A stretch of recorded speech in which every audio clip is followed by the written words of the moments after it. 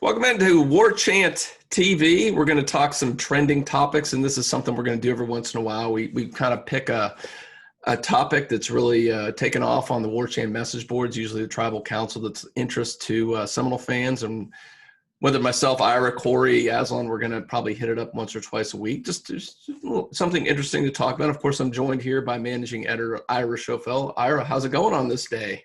It's going good, Gene. How are you doing? I'm, doing great. I mean, it's what it is. Still sitting there crossing my fingers every day, hoping the pandemic starts going down. We have football in the fall, all is good, but who knows? But anyway, if you enjoy our videos, please go to the bottom right. There's a tab to subscribe. Do that. It's free, and you get alerted for videos like this. And when Michael has recruiting chats, Wake Up Warchant, a lot of great features we have on the YouTube channel at warchant.com. So go ahead and subscribe to that. And if you like this stuff, hit the like button. It's the little thumbs up down there. Go ahead. That helps us out. And if you don't like us, don't hit the thumbs down. Just don't hit anything. Just tune off. It's good. That's fine. Anyway, all right, let's get into this. And we're a little late to the party on this one, but it's something that was a hot topic. A couple threads got started up last week. And, this is all, I think, in reaction to what happened up in Washington with the pro team, the Washington Redskins. Finally, Daniel Snyder, I guess, got enough, it sounds like, economic pressure from sponsors potentially pulling out. So they're pulling that name. They're going to be a name to be named later, I guess, whatever they're going to be. But they finally got rid of the Redskins. So, of course, you invariably see columns of stuff coming out. Was Florida State, when are they going to get rid of the Seminole name? Of course, it's a very different animal. And I know fans don't like to give him credit a lot, but Mike Bianchi wrote about it last week in the Orlando Sentinel, touched on a lot of good topics on that. And even though he's people say, oh, he's a Gator, but he brought up some good points, how very different it is, how the Seminole Tribe supports it. Now, we can get into some of the side issues here in a moment, Ira, but do you see there's any realistic chance in the near future the Seminole name being forced to be removed, to be changed? I mean, I think most of it comes down to, just like it did, I don't know, what was it, close to 10 years ago when the NCAA came out and said that they weren't going to allow any schools to have images that they described as hostile, I believe. And some schools did have to change their names, their nicknames. Florida State did not, because the Seminole Tribe of Florida came out in strong support and because Florida State does not use any hostile imagery or perceptions of the Seminole Tribe. So I think, to me, it kind of comes down to that again. Now, situations can be different over time and sensibilities change over time. We've seen a lot of corporations make changes, and as you said, some different teams have made changes, but I just don't think you can make the leap from Washington Redskins to Florida State Seminoles.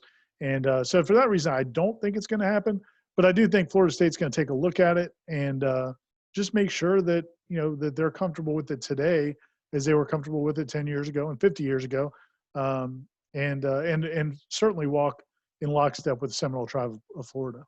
I think it was actually 15, because I did see something about 2005 is when there's a story out how the tribal council, not our tribal council, the real one, with the Seminole Tribe of Florida, came out and they actually issued a statement saying that, the Seminole name, the images, the names and the logo, they accepted it. They endorsed it. So they officially put it in writing. This was in response to what you said, the NCAA calling them hostile. And I think even at the time, the chief of the tribe came out and basically insulted the NCAA and said that this is another example of, white men trying to tell us what's good for us, kind of thing. So the NCAA went running with its tail between its legs and left Florida State alone on that. But of course, like you said, this is going to come up every few years. And I think, like you said, the name is probably for now safe.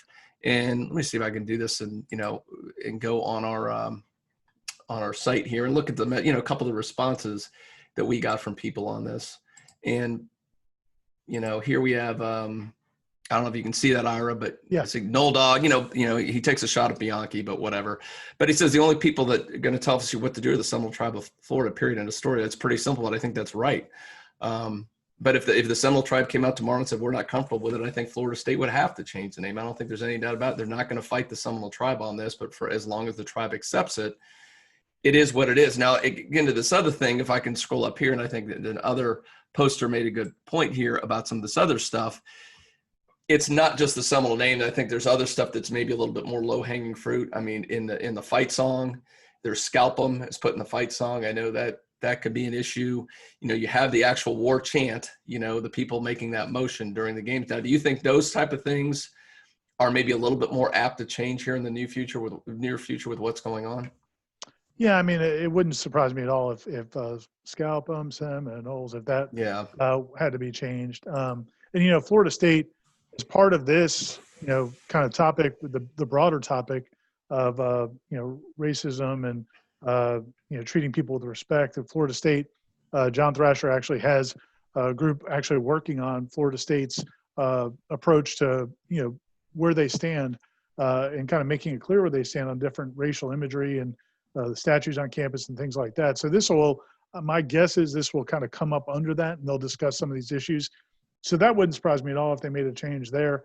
As far as the Warchant goes, I don't know. That's gonna be tough. Now, I guess what they could do is if they felt strongly that is offensive, and if the Seminole Tribe felt like that's something that might need to go, then you'd probably have to work with the marching chiefs and get them to stop playing the war chant, because other than that, I don't know what you can do to the fans. I mean, it's not like you're going to throw a flag every time the fans start doing the war chant on their own. Now, and if the band stops it, that doesn't mean that fans are going to stop doing it. Right. So that's a tough one. I'm not exactly sure how that one. If the Seminole Tribe felt it was offensive and FSU wanted to make a change, I'm not entirely sure on how you would do it. Do you have any ideas? Yeah, no, I think didn't the Braves do something similar with their thing? I think they've kind of mitigated and stopped at least publicly pushing the fans to do the chop there, which is they're more the chop. FSU's the war chant. But so yeah, I would think that's all you could really officially do. Again, hypothetically, if the tribe said we're not comfortable with that being on there, all they could do is the marching chief say, hey, just stop playing that. And what we're talking about here is not unprecedented. I mean, they've had logos in the past. They had the Sammy Seminole logo that was offensive in the past. I got rid of that. And you might remember this a little bit more. And I remember something a few years ago came out where their fans were encouraged to stop wearing the headdresses and the stuff in the stands. And I think you've seen a pretty dramatic reduction. Was that something that came out from the tribe, or do you remember the history of that? I'm not entirely sure. I don't know if it was publicly, but yeah, they definitely internally they were making those moves and trying to eliminate that. But I'm not sure if there was a public statement about it, or if it was just something they decided that they wanted to discourage. So, I mean, they have tweaked things along. And again, I think it's probably a good time. Like you said, John Thrasher's got some stuff going on right now. And I would imagine part of that, let's reach out to the tribe and get their pulse on some of these things and where they feel, because they do have a very good relationship. You see Kyle Doney, who is the official representative for the Seminole Tribe of the Seminoles. He's he's thrown the spear down. He's out there on the sidelines every game. So, I mean, they have a long-standing working relationship, and they have a conduit there in and out. So you would think there's communication going on both sides to take care of these things. Yeah. And I mean, I think the bottom line is Florida State, for, as long as I've been covering Florida State, and probably as long as since you were a student, has really done everything it can to support and to uplift the Seminole Tribe, and to do everything they can to use that as an example, and also something to aspire to, the unconquered spirit. They've really embraced it. It's not something where it's like they've lampooned it or something like that, where again, you look at Redskins, that's it's hard to imagine that lasted as long as it did. Seminole Tribe Seminoles is so different. And like you said, they've not only worked with the Seminole Tribe, but I think Florida State has done everything they can to really present as positive an image as possible of the Seminole Tribe. And I think that'll continue as long as the Seminole Tribe is comfortable with it.